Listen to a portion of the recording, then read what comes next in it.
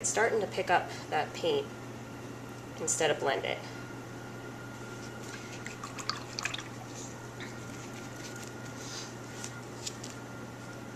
And there it's happening again. So instead of blending now, it's just forming a little bit of a skin on the surface of the paint where it's starting to dry. And as I'm putting my brush over it, it's starting to pull that skin right off, and you get these light spots. Some people go ahead and they grab water in a desperate attempt to try to smooth it out, and that actually makes it worse. The paint just kind of slips right off.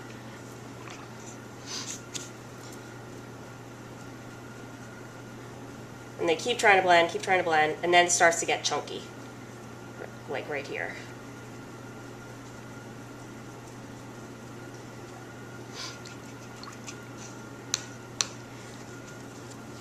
So if I waited a little bit longer and then tried to blend some more, that's going to happen. The paint's going to come right off, and it'll be really uneven, and you don't want that. So what that tells me, or you, is that you need to stop at a certain point. And if it's not perfectly smooth, you can always go back and smooth over some paint where you need it. So it's better just to work, stop, and then go back to it if you need to, rather than trying to blend until the paint starts to dry and you get spots like this. And if you add water, like I said before, it just gets worse. Once the paint starts to dry, it'll make a mess, so you just gotta leave it. So that's not a good thing. So now I'm going to show how, if you wanted to, you could keep your color within a certain shape. I'm going to use this shape right here because circular shapes tend to be a little bit more difficult than shapes that are square or a straighter edged shape. So right now I'm just taking some of my blue color. I'm adding a little bit of water to it just to make it smooth. If you don't add water, sometimes you'll get an edge that looks a little rough or dry, especially if you're using a canvas with texture. So a little bit of water is good. You don't want a lot, just a little. So now I'm just using the edge of my brush, this being a flat brush, and I'm pointing it at the edge I want to make.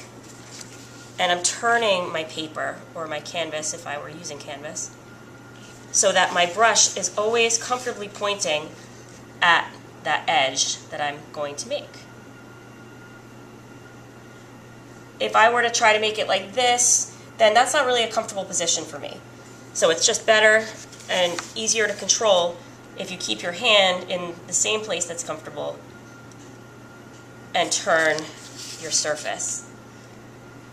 That nice flat edge of this flat brush works really well to make a nice clean edge.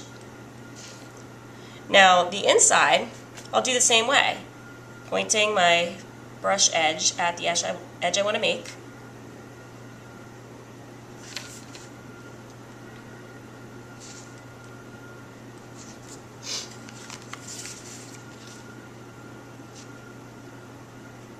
And I could just go back and forth a little bit, like, or side to side, I guess would be a better way to explain it.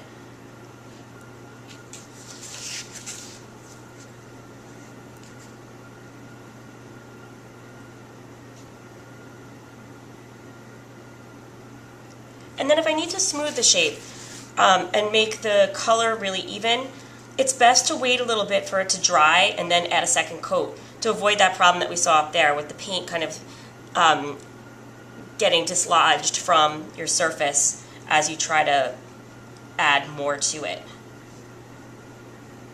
But this is still a little wet, so I'm just going to add a little bit more so it's even.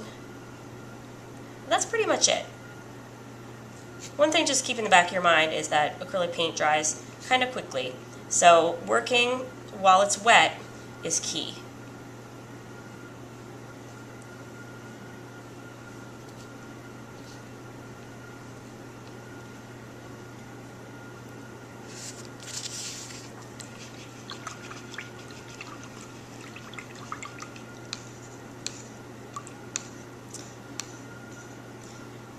Now, when I'm done doing this, I would go and wash my tray, and I would put these palette knives underwater as well and get the paint off.